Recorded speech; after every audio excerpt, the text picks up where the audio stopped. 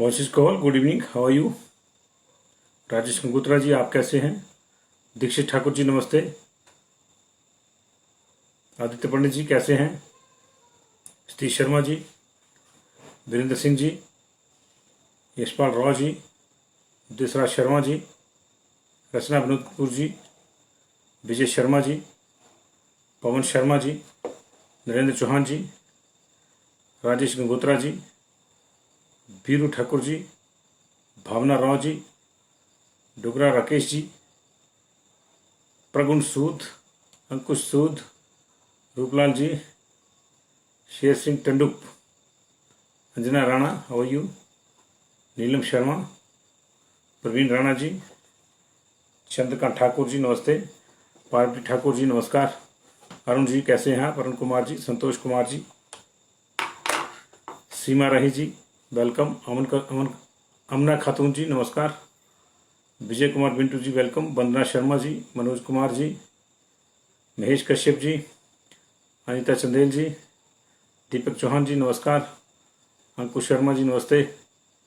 राजेश चोपड़ा जी, नमस्कार। सुषमा सिंह जी, नमस्कार। बीके राजीव सूद जी, सुनील ठाकुर जी, शालू सतीश जी, संजय ठाकुर जी, तारा हरीश ठाकुर जी, पंकज शर्मा जी, तिलकराज कालिया जी, शकुंतला शर्मा जी, गुरदेव सिंह जी, नमस्ते। ज्योति ठाकुर जी, कैसे हैं आप? ठीक ठाक, नमस्ते, स्वीकार कीजिए जी। मैं संजीव शर्मा हूं और आप पंजाब किसी टीवी पर प्राइम टाइम देख रहे हैं।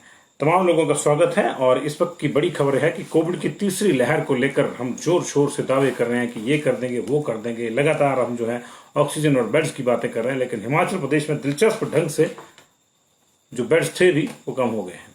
जी हाँ, एक दो नहीं, 135 बेड्स की कमी एक दिन के भीतर होगी। 24 घंटे में हिमाचल प्रदेश के कोविड हॉस्पिटल में 135 बिस्तर, 135 बेड कम हो गए हैं। इसमें ऑक्सीजनेटेड बेड भी हैं, इसमें ऑर्डिनरी बेड भी हैं और इसमें आईसीयू बेड भी हैं। ये बड़ी खबर इस वक्त की है, क्योंकि अभी लगातार हम लोग ये कह रहे हैं कि हमको सुविधाएं जुटानी है। जहां बेड्स हैं उनको ऑक्सीजन की सप्लाई सुनिश्चित करवानी, उनको ऑक्सीजनेटेड बेड्स में बनना, जो ऑर्डिनरी है उनको ऑक्सीजनेटेड करना, जो ऑक्सीजनेटेड है उनको आईसीयू में ले जाना, ताकि अगर तीसरी लहर कोई आती है तो हम उससे निपट सकें और हमारे पास सुविधाओं का, हमारे पास जो इंफ्रास्ट्रक्चर है उसकी कमी ना आए। कोविड शिफ्ट हॉस्पिटल अभी आपने देखा बने 1 2 3 इकट्ठे जो है भंगरोटू में, इसके आप खलियाड़ में, मंडी के और परौर में। ये इसके अलावा सोलन में 4 कोविड मेकशिफ्ट हॉस्पिटल जो है अभी अभी इनागुरेट हुए 10 दिन के दरमियान भी, 10 दिन के एक छोटे से स्पैन ऑफ टाइम के साथ भी जो है वो इनागुरेट हुए। लेकिन मामला ये है कि एक हॉस्पिटल के बराबर बेड जो है वो कम हो गए हैं। ये दिलचस्प ढंग है चीजों का। आज जो आंकड़े जारी हुए लगातार पिछले 10 दिन से, 4 तारीख से जो हमारे पास आंकड़े आ रहे हैं उसके मुताबिक प्रदेश में 4124 बेड थे और ऑर्डिनरी उसमें से 942 थे। 2888 पिछले कल तक हमारे पास ऑक्सीजनेटेड बेड थे, O2 वाले, और आईसीयू वाले 294 थे। पिछले कल की बात कर रहा हूं। ये डाटा जो था ऑलमोस्ट पहली तारीख से एक जैसा चल रहा है, पहली तारीख से एक जैसा चल रहा है। 4 तारीख को 41 हो गए थे 3900 से, तो ये 200 जो बेड वाला नया हॉस्पिटल आया था उसको जो है जोड़ के बन गया था, ये परौर वाले को जोड़ के। तो 4124 बेड थे जी कल तक हमारे पास, और अभी हमारे पास जो है 3932 माफ कीजिएगा 3989 बेड हमारे पास है अभी। यानी 135 बेड कम हो गए। कहां गए कहां नहीं किसी को नहीं पता, सरकार के डाटा में आया है लेकिन ये लिख के नहीं आया कि कहां गए हैं। ऑर्डिनरी बेड हमारे पास पिछले कल 942 थे, आज 924 रह गए, यानी 18 कम हो गए हैं। 18 कम ऑर्डिनरी बेड हो गए हैं। इसके अलावा ऑक्सीजनेटेड O2 वाले जो बेड हैं हमारे पास 2888 थे, 2888 थे पिछले कल, आज 2790 रह गए हैं। 98 इसमें से भी गायब हो गए हैं, 98 गायब हो गए जी। आईसीयू बेड जिनको कहते हैं 294 थे हमारे पास, लंबे समय से 294 थे, इसमें बढ़े ही नहीं। 2 महीने से आईसीयू बेड बढ़े ही नहीं तमाम दावों के बावजूद, लेकिन अभी ये कम जरूर हो गए हैं। ये रह गए हमारे पास ही 275, 19 बेड यहां से भी गायब हो गए। अभी आईसीयू के बेड कहां गए, ये ऑक्सीजनेटेड बेड कहां गए और ये ऑर्डिनरी बेड कहां गए, ये किसी की समझ में नहीं आ रहा है। इसका कोई जवाब जो है नहीं दे रहे। हम लोग 1 घंटे तक लोगों को फोन करके पूछते रहते और वो कहते कि नहीं उसको पता होगा, उसको पता होगा, उसको पता होगा, उसको पता होगा, लेकिन वास्तविकता ये है कि किसी को कुछ पता नहीं है और 135 बेड चुपके से गायब हो गए हैं। कौन ले गया? ये आंकड़ों की जादूगरी क्यों? इस प्रदेश की जनता को ये जानने का हक है। पहाड़ पूछता है कि ये बिस्तर कहाँ चलेंगे, क्योंकि अब स्थिति यह है कि बच्चों को लेकर मारामारी मची हुई है। नित नए फरमान केंद्र से आ रहे हैं और जो स्वास्थ्य संस्था है, स्वास्थ्य महकमा है, बच्चों की जो संभावित नुकसान है बच्चों का तीसरी लहर से जो कहा जा रहा है उसको रोकने में लगा हुआ। हालांकि ये कोई बहुत बड़ा हवा वाला मामला नहीं है। मैं बार बार आपको ये कह रहा हूं कि बच्चों के लिए ये डे 1 से ही खतरनाक था। 2 मई को हमारे पास 2 साल की बच्ची चंबा में पॉजिटिव आ गई थी। उसके पिताजी पॉजिटिव थे, उसकी फिर वो पॉजिटिव आ गई और माता जी उसके बाद पॉजिटिव आ गई थी। 2 मई 2020 से लगातार हमारे यहाँ बच्चे पॉजिटिव आए। अब तक 13,000 बच्चे पॉजिटिव आ चुके हैं। हमने आपको बकायदा इसका ब्रेकअप भी दिया था कि किस जिले में कितने हैं। इस लिहाज से अगर देखें तो ऐसा नहीं है कि तीसरी लहर सिर्फ बच्चों पे प्रभाव डालेगी। वो उसका जो लॉजिक है, उसकी जो पीछे की साइंस है वो ये है कि अब बच्चे ही बच्चे हैं वैक्सीनेट होने को। 18 से 44 शुरू हो गया, अब 18 से नीचे वाले जो हैं 0 to 18 वाले वो बच्चे हैं वैक्सीनेट होने को। तो जाहिर है जो वैक्सीनेट हो चुके हैं उनको खतरा कम है, जो नहीं हुए उनको खतरा ज्यादा है। इसका लॉजिक, इसकी साइंस पीछे यही है, सिंपल। लेकिन जहां हमें उनके लिए सुविधाएं बढ़ानी है वहां स्थिति है कि जो ऑलरेडी सुविधाएं बढ़ी हुई हैं वो कम हो रही है। 135 बेड गायब हो गए जी, ये हमें नहीं पता कहाँ के कहाँ नहीं। इस समय जो है 3239 खाली है, इनमें से भी 3989 में से 3239 खाली है जी, और 750 लगे हुए टोटल। इसमें से 924 जो है ऑर्डिनरी, उसमें से 743 खाली हैं, 181 लगे हुए हैं। ऑक्सीजनेटर जो है आज की स्थिति में 2790 है, पिछले कल 2888 थे, गायब हो गए बीच में से 98 बेड, लेकिन उसमें 2790 में से भी 2346 लगे हुए हैं और 444 जो है माफ कीजिए 2346 वेकेंट है और 444 ये ऑक्युपाइड है। इसी तरह जो 294 से घटकर आईसीयू के बेड हैं वो 275 हो गया अचानक 24 घंटे के भीतर, वो भी 19 कम हो गए। हालांकि इसमें जो है उसमें से भी 150 वेकेंट है और सिर्फ 125 लगे हुए हैं। ये बेड कहाँ गए कहाँ नहीं, ये सरकार को देखना चाहिए, विभाग को देखना चाहिए। उम्मीद है कल तक कोई ना कोई रुका कहीं से आ जाएगा कि ये हो गए जी है, और जो है ये कोई ले गया या क्या हो गया इनको क्या नहीं, ये कल तक आएगा जी, ये मामला है। और इसके अलावा जो लोग 44 से ऊपर के वर्ग के यानी 45 प्लस वाले हैं, अगर उन्होंने अपने आप को अभी वैक्सीनेट नहीं करवाया और खासतौर से अगर आपने एक भी डोज अपने आप को नहीं लगाई है तो आपके लिए कट ऑफ डेट जो है वो 19 जून है। आपके पास सिर्फ 9 दिन बचे हैं, 9 दिन के भीतर भीतर अपने आप को आप वैक्सीनेट करवा लीजिए। ये कट ऑफ डेट जारी कर दी है, जैसे दिल्ली विश्वविद्यालय में दिल्ली के कॉलेजों की कट ऑफ डेट आती है ना कि 99% पे कट ऑफ खत्म, 98 पे खत्म। तो ये इसका भी यही मतलब है कि 19 जून के बाद आपको जो है उस तरह से ट्रीट नहीं किया जाएगा जिस तरह से अभी किया जा रहा है। अभी इसकी वजह यह है कि फुटफॉल कम हो गया है 45 प्लस वालों का और 60 प्लस वालों का जो फुटफॉल है 45 से ऊपर ले जाइए सारे, इसको 60 प्लस को भी इसमें मर्ज कर दीजिएगा। सबके लिए फर्स्ट डोज की जो कट ऑफ डेट है वो 19 जून है। अगर किसी ने अभी तक भी वैक्सीन नहीं लगवाई है, अभी तक भी वो इंतजार ही कर रहा है कि पता नहीं क्या है, उसका मन नहीं बना है, तो जल्दी से अपना मन बना ले, अन्यथा दिक्कत हो सकती है। क्योंकि उसके बाद क्या फरमान आएगा क्या नहीं ये देखना होगा। 21 जून से युवाओं के लिए 18 प्लस से लेकर जो है 44 तक वालों के लिए बड़े पैमाने पर जो है वैक्सीनेशन शुरू हो जाएगी। अभी स्थिति यह है कि 18 प्लस टिल 44 इनको जब 2 दिन वैक्सीन लगती है, सोमवार को और वीरवार को, तो उस दिन 45 प्लस और 60 प्लस वालों को नहीं लगती है। जाहिर है कि 21 जून से जब नेशनल वाइड इसको अभियान बनाया जाएगा 18 से 44 वालों को, तो 2 की बजाय 4 सेशन होंगे, 4 की बजाय 5 भी हो सकते हैं। ऐसी स्थिति में 45 प्लस ये उल्टा हो जाएगा, रिवर्स हो जाएगा। अभी 18 से 44 वालों के लिए 2 हैं और बाद में 45 से ऊपर वालों के लिए 2 बच जाएंगे। ऐसी स्थिति में आपको दिक्कत हो सकती है, ऐसी स्थिति में आपको दिक्कत हो सकती है क्योंकि अभी बहुत ज्यादा बड़े पैमाने पर 18 प्लस लोग जो हैं उनको वैक्सीनेट करने का अभियान शुरू होने वाला है।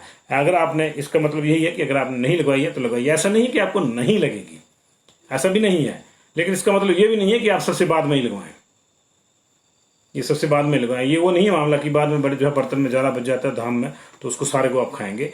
ये वैक्सीन का मामला है, जितनी जल्दी लगवाएंगे उतनी जल्दी आप अपने आप को सेफ कर सकते हैं जी। तो जिन्होंने नहीं लगवाई है वो 19 तक लगा लें। और दूसरी बड़ी बात, जो कई हजारों जो ऐसी माताएं होंगी प्रदेश में, हालांकि कोई आंकड़ा नहीं दिया गया, जो अभी दूध पिला रही बच्चों को, लैक्टेटिंग मदर्स को नॉर्मली उस कैटेगरी को रखा जाता है जिनका बच्चा 1 साल से कम उम्र का है और वो ब्रेस्ट फीड लेता है। तो जो माताएं दूध पिलाती हैं बच्चों को, उनको अब प्रायोरिटी रखा गया है। ये 3rd वेव के मद्देनजर है, उनको प्रायोरिटी पे रखा गया है कि वो अपने आप को वैक्सीन लगवाएं। और इसके लिए अधिसूचना जारी हो गई है, आज तक नहीं था, कल से लैक्टेटिंग मदर्स भी जाके वैक्सीन लगवा सकती हैं। और जिस भी वैक्सीनेशन सेंटर पे वो जाएंगी, अगर नेचुरली उनको अभी तो 18 से 44 वाले वर्ग में आएंगी, लेकिन उनको प्रायोरिटी पे रखा गया है।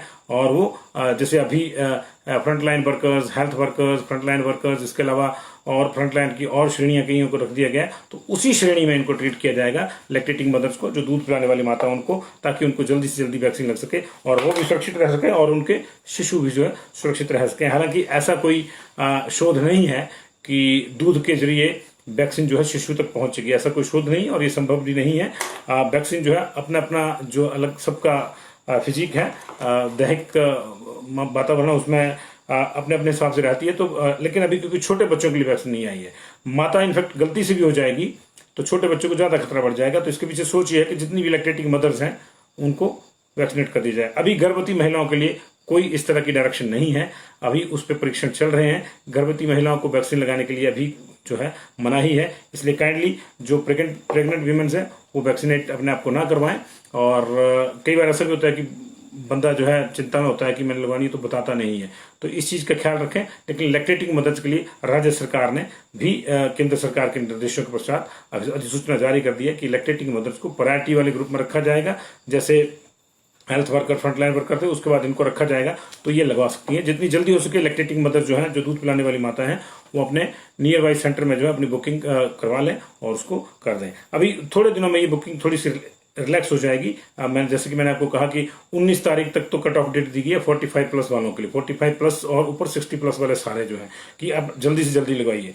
अभी इस समय की स्थिति है कि आपको याद होगा कि जब शुरू हुआ था वैक्सीनेशन का काम, तो हिमाचल प्रदेश ने 94 लाख डोजेज की मांग करी थी, 94 लाख डोजेज की मांग करी थी। इसका मतलब यह था कि हम मोटा मोटी हमारे पास जो 47 लाख लोगों को वैक्सीनेट करना चाह रहे थे, उसमें यही 18 प्लस वाले ही थे, ऊपर के बाकी को नहीं गिना गया था।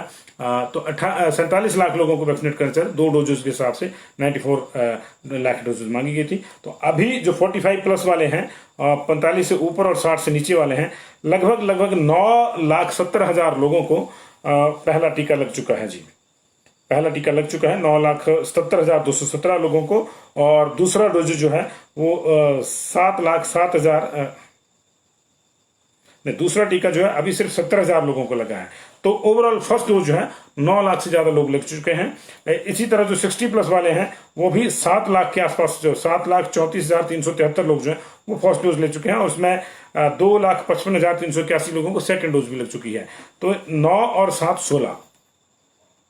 16 लाख लोग जो हैं 45 और 60 प्लस वाले, 45 प्लस वाले और 60 प्लस वाले 16 लाख लोग जो हैं अभी फर्स्ट डोज के साथ वैक्सीनेट हो चुके हैं।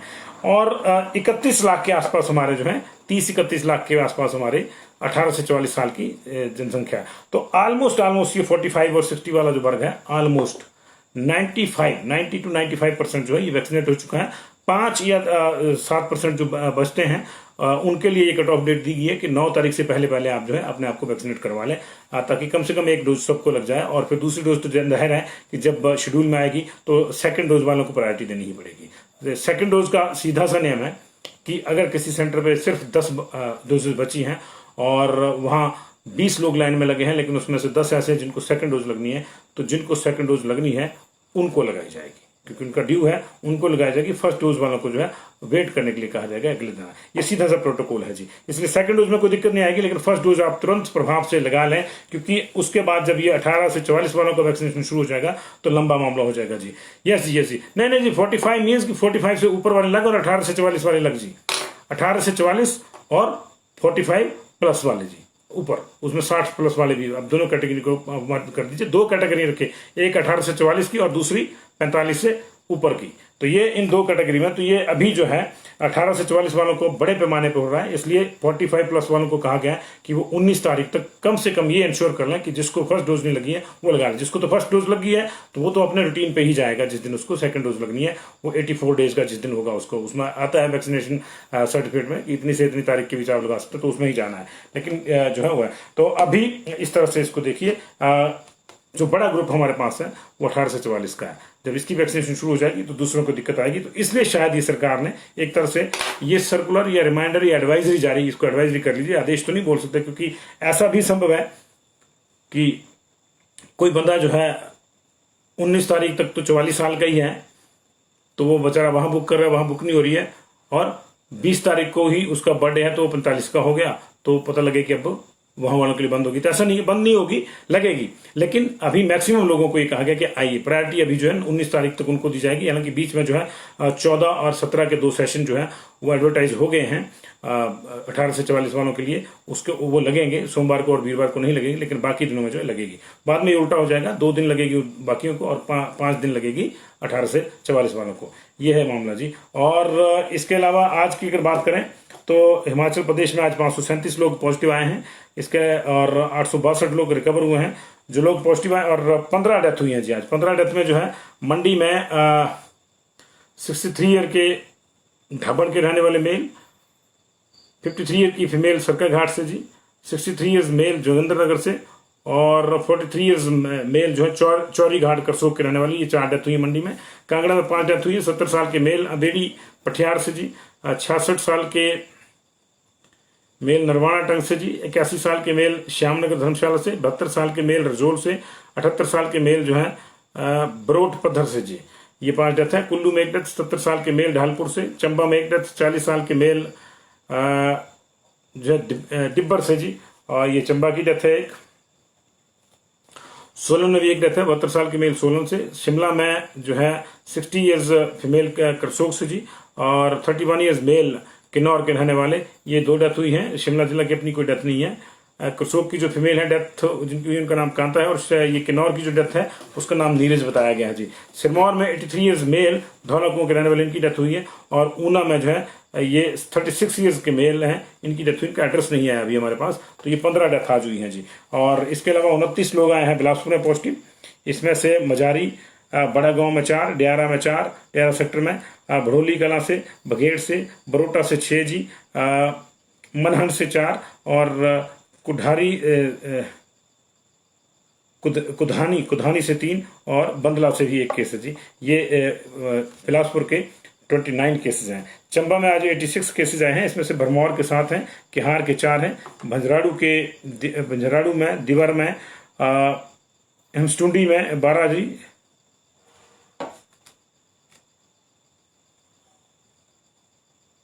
हिसरुंडी में 12 केस आए हैं, और सलांचा गांव है कोई, वहां 23 केस आए हैं, अकेले एक ही गांव में 23 केस आए हैं। चंबा में 86 केसेज आए हैं जी।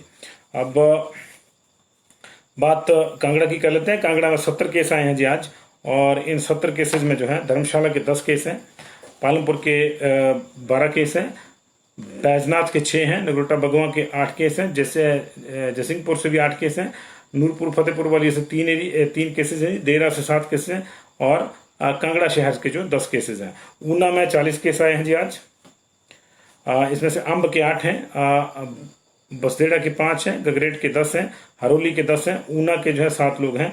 और मुख्य जो संक्रमण है भदौरी में 6 लोग पॉजिटिव हैं, वार्ड नंबर 10 ऊना से 3 लोग पॉजिटिव आए हैं। इसी तरह जो है पंडोगा में 2 लोग पॉजिटिव आए हैं, और मोहल्ला बेहली ऊना का जो है वहां से 3 लोग पॉजिटिव आए हैं। गगरेट से 2 लोग पॉजिटिव हैं, जखेड़ा और थाना कला में भी 1-1 केस आया है जी। मंडी में 100 केस आए हैं जी आज, 100 केसेस। जोगिंद्रनगर से 15 हैं, पद्धर से 10 हैं, पद्धर के ही कुन्नू गांव से जो है 11 लेख केस अलग से हैं। सुंदरनगर से 16 केसेज हैं, सुंदरनगर वाले एरिया से जी। इसमें भोजपुर, चतरोखड़ी यहाँ से केसेज हैं।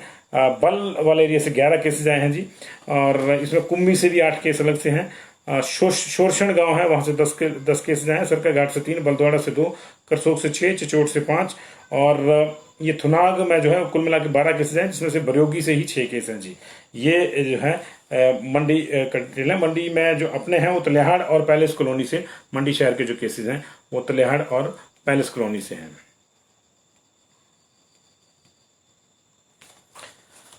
रुख कुल्लू का करें जी। कुल्लू में 28 लोग पॉजिटिव आए हैं, इसमें से 18 लोग जो है वो मनाली वाले एरिया से पॉजिटिव हैं, 10 लोग कुल्लू वाले एरिया से पॉजिटिव हैं। निर्मंड आने का कोई मामला नहीं है। कुल्लू में धीरे धीरे संक्रमण कम होता जा रहा है, 2% से नीचे वहां का जो डेथ रेट है वो आ गया है, और जो रिकवरी रेट है, माफ कीजिएगा, पॉजिटिविटी रेट जो है कुल्लू का वो 1.73 हो गया, 2 से नीचे आ गया है, और वहां की जो रिकवरी रेट है वो 95% से ऊपर चला गया है। तो ये जो है इस तरह से है मामला, और 28 लोग जो है वहां पे पॉजिटिव आए। एक डेथ हुई है कुल्लू में, हमने आपको बताया, मैं ढालपुर से 70 साल के मेल जी, इनकी डेथ हुई है। किन्नौर में आज कोविड-19 के 25 नए मामले आए हैं, 25, और इन 25 नए मामलों में जो है कोठी गांव से 2 मामले हैं, पानवी से 1 है, सुंगरा से 1 है, उर्नी से 2 है, रिब्बा से 1, पू से 3, लियो से 2 और मुरंग से 10 केसेस हैं। डुबलिंग से भी 1 केस है, काफनू से भी 1 केस है तथा पुबारी से भी 1 मामला सामने आया। 25 केसेस जो है यहाँ पे आए हैं जी। लाहौल स्पीति में 4 केस हैं, ये चारों ही स्पीति डिवीजन से। आज लाहौल डिवीजन से कोई केस नहीं आया, ये चारों केस जो है वो काजा में रिपोर्ट हुए हैं। सोलन में आज काफी कम मामले जी, 1 डेथ और 25 वहां पे मामले आए हैं। सोलन शहर के 6 मामले हैं, 4 RT-PCR और 2 रैट पे जी। नालागढ़ से 2 मामले, 1 RT-PCR 1 रैट पे। बद्दी से 2 मामले, दोनों RT-PCR पे। धर्मपुर से 3 मामले रैट पे जी। कंडाघाट से कोई मामला नहीं, MMU से कोई मामला नहीं। चंडी से 4 मामले, चारों रैट पे जी। अर्की से 4 मामले, ये RT-PCR पे। परमाणु से कोई मामला नहीं, अदर्स में 4 मामले ही RT-PCR पे हैं। कुल मिला के 25 केस जो है वो आज सोलन में आए हैं जी। 25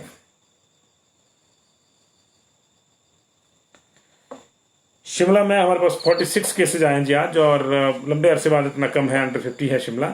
नबहार से 1 है, नाभा से 1 है, कुकटाधार से 1 है, कनलोग से 3 है, ओल्ड बस स्टैंड से 1 है, मिलिट्री हॉस्पिटल से 1 है, IGMC से 4 है, मशोबरा से 3 है, जुब्बल कोटखाई से 1 है, नेरवा से 8 है। अच्छी बात है जी, जुब्बल कोटखाई से सिर्फ 1 केस आया आज। नेरवा से 8 है, सुन्नी से 1 है, रोहडू से 7, रामपुर से बड़ा बैच 12 का, सोलन से 2 लोग पॉजिटिव आए हैं। 46 लोग जो है वो पॉजिटिव आए हैं। 43 लोग जो है वो पॉजिटिव आए हैं जी आज सिरमौर में। इसमें से 30 लोग जो हैं वो नाहन से हैं और 13 लोग जो हैं वो मोंटा वाले रीजन से हैं जी, 13 लोग। और ये निश्चित तौर से अपने आप में एक थोड़ा सा बदलाव वहां देखने को मिल रहा है कि पहले पोंटा वाले रीजन में जो है 70% के आसपास केसेज आए थे, अब 2 दिन से जो है वो ये नाहन से इस तरह से केसेज आ रहे हैं। तो 43 केसेज जो हैं वो सिरमौर में पॉजिटिव आए हैं। हमीरपुर में 41 केसेज आए हैं। हमारे पास जो डिटेल है वो उसके मुताबिक धबड़ियाना में 4 लोग पॉजिटिव हैं, लगमनवी में 3 लोग पॉजिटिव हैं, भुट्टा के गांव सिद्धपुर में भी 3 लोग पॉजिटिव आए हैं। इसके अलावा घलोट, डुग्गा, ढलान, दलाल यहाँ भी 2 लोग पॉजिटिव हैं। अनु, ललड़ी, आलमपुर, बिलासपुर के गांव ओयल यहाँ पे 1 केस आया जी। महल, निहार, बैरी, चमराना, टिहरा, अचरोट के गांव भौड़ में 1 मामला पॉजिटिव आया है। कुछ केसेस की डिटेल यहाँ नहीं है। 41 टोटल यहाँ पे जो है केसेस आए हैं। ये कुल मिला के 537 केसेज जी।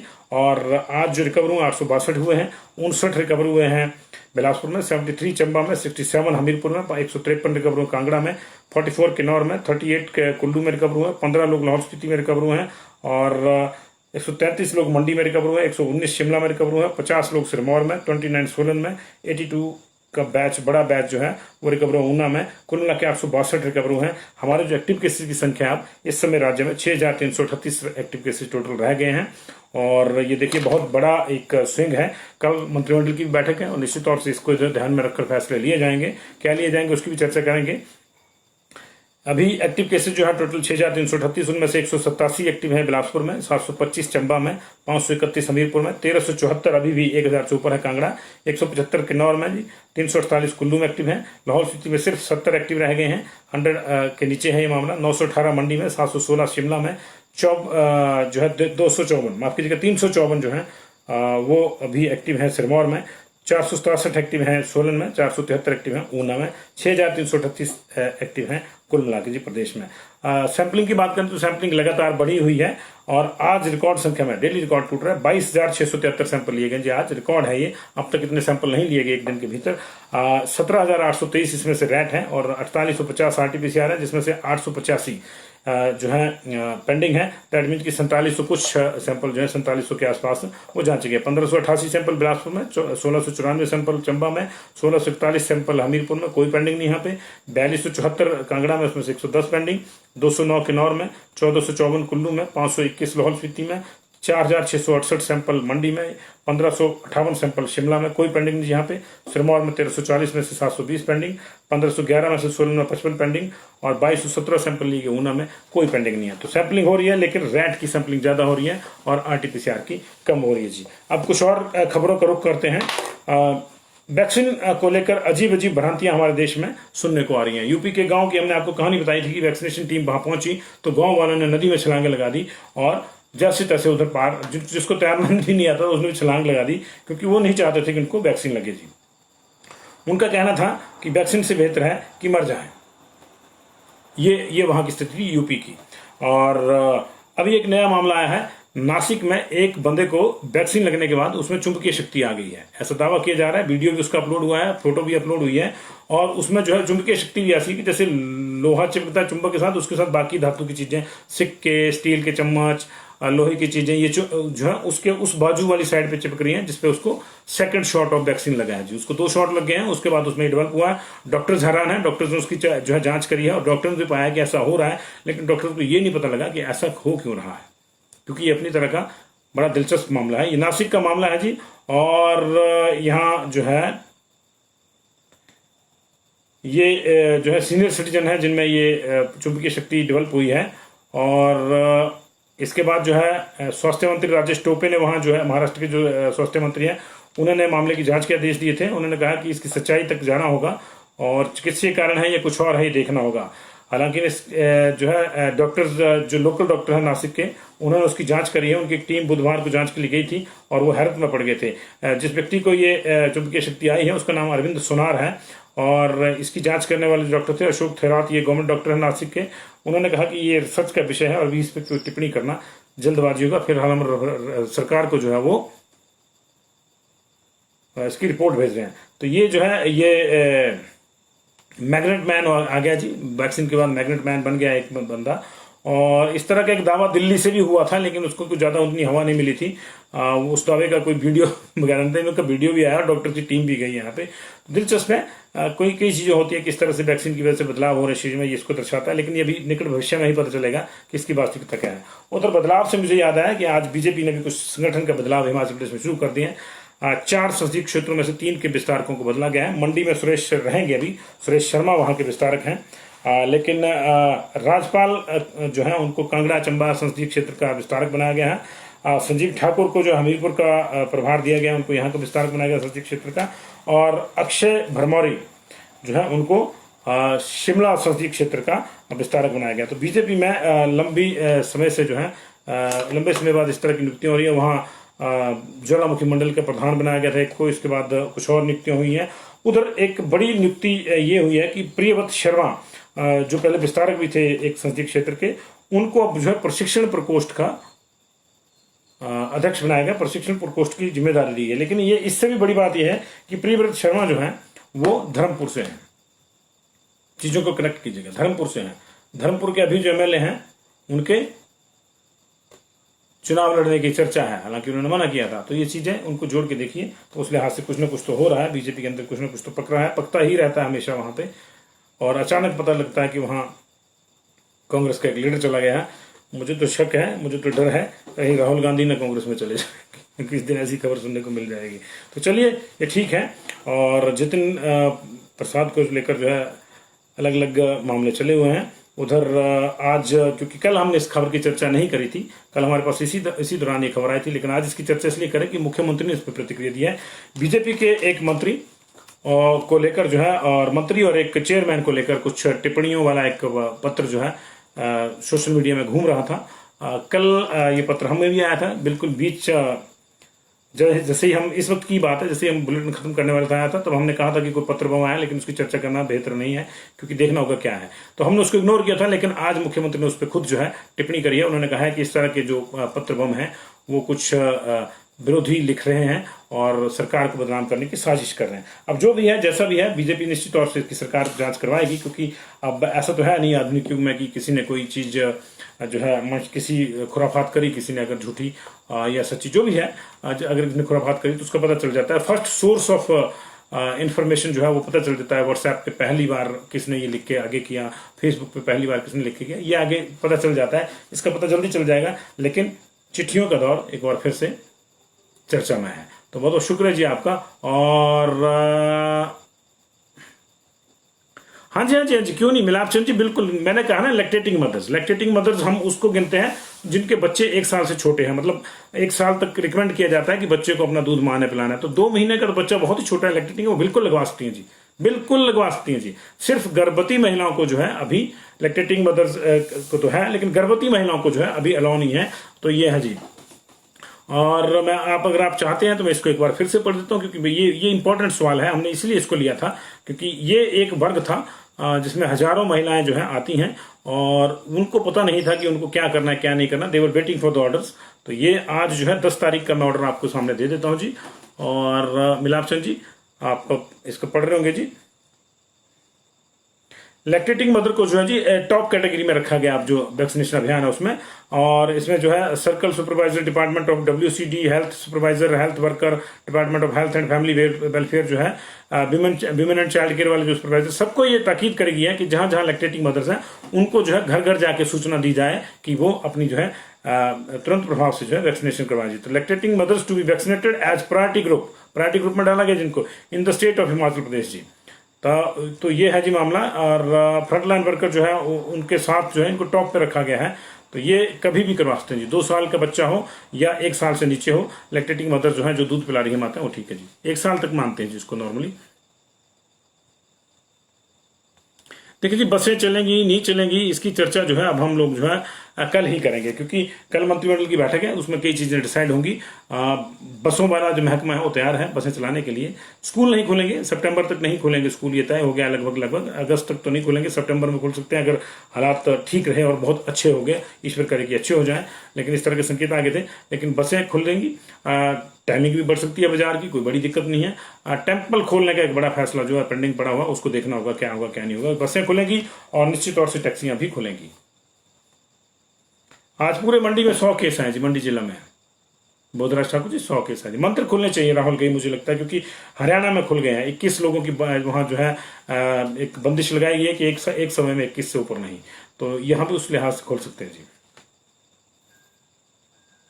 बदल जाएंगे जी, डीसी बदल जाएंगे। 4 डीसीओ ने तो लिखा ही हुआ कि हमको बदल दो, अब बदल जाएंगे, चुनाव के चक्कर में बदल जाएंगे जी। पंडित देवव्रत शर्मा जी बिल्कुल ठीक कर रहे हैं, हम आपको डराना नहीं चाह रहे, लेकिन सजग रहना होगा, क्योंकि देखिए जब ये बिल्कुल नीचे आ जाते हैं ना केसेस, लहर ऊपर जाके जब नीचे आती है तभी रिबाउंड करती है, ऊपर को जाती है, तो इसको देखना होगा। और जब केसेस कम हो जाते हैं तो हम लोग लापरवाह हो जाते हैं, होते हैं तो कोरोना फिर से सक्रिय हो जाता है। तो इसलिए जो है इसको आपने ध्यान रखना। अभी 2 गज की दूरी बहुत जरूरी है, हाथ धोते रहिए और मास्क मत छोड़िए, मास्क का साथ मत छोड़िए। आपकी सबसे बड़ी वैक्सीन यही है। 3 चीजें आपकी तिहरी जो है ढाल है आपकी, मास्क, 2 गज की दूरी और हाथ धोना बहुत जरूरी।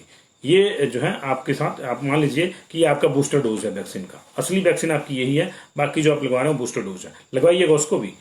और जो 45 से ऊपर के हैं और जिन्होंने अब तक नहीं लगाया आप एक भी डोज, वो तुरंत प्रभाव से लगाएं, 19 से पहले लगाएं, वॉक इन करें। आपको वॉक इन है, आपको रजिस्टर करने की जरूरत नहीं, वॉक इन रजिस्ट्रेशन है आपका। उसके बाद जो है ये मामला पलट जाएगा। संजीव गोयल जी भी ठीक कह रहे हैं कि मंडी में नहीं संजीव जी, पूरे देश में ही सावधानी की जरूरत है। अगर बॉम्बे में भी सावधानी खत्म हो जाएगी, वहां से केसेस बढ़ जाएंगे, वहां से उठ के 4 लोग भी हिमाचल में संक्रमण वाले आ गए, तो काम यहां भी हो जाएगा। तो सभी जगह अभी हमको जो है बहुत ज्यादा सतर्कता रखनी होगी जी। कुल्लू में 28 केसेस आए हैं लीला ठाकुर जी, 28 केसेस आए हैं। देखिए भवानी ठाकुर जी ने बताया, बहुत बहुत शुक्रिया। देखिए हमारे जो दर्शक है ना लिख के भी रखते हैं। कांगड़ा में 70 है सर, 70 केस है जी।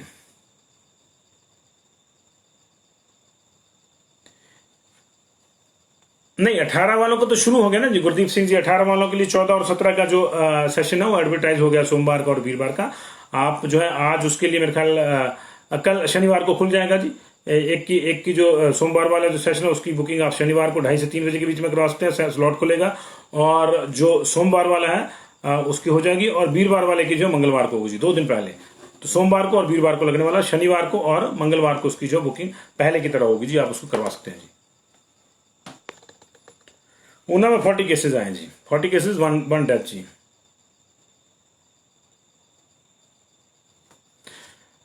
अमनदीप जी बस मैं इजाजत ले रहा हूं आपसे, आप इसको रिमाइंड करके देखिएगा। सबसे पहले मैंने बिलासपुर की चर्चा करी है जी। थैंक यू वेरी मच जी, thank you very much. Total cases एक बार फिर से बताता हूँ, 537 नए पॉजिटिव आए हैं, 862 लोग हैं, 862 लोग रिकवर हुए हैं। कुल मिला के इस समय हिमाचल प्रदेश में 6338 लोग जो हैं एक्टिव हैं, और आज जो है 15 डेथ हुई है, जिसको मिला के पूरा टोटल डेथ टोल जो है वो 3353 हो गया, और इसी महीने की 215 हो गई है। ये 10 जून के बीच का बात है, तो 22 का एवरेज अभी भी चला हुआ है। Thank you very much. Tourism भी खुल सकता है जी, भवानी ठाकुर जी टूरिज्म भी खुल सकता है, निश्चित तौर से खुल सकता है।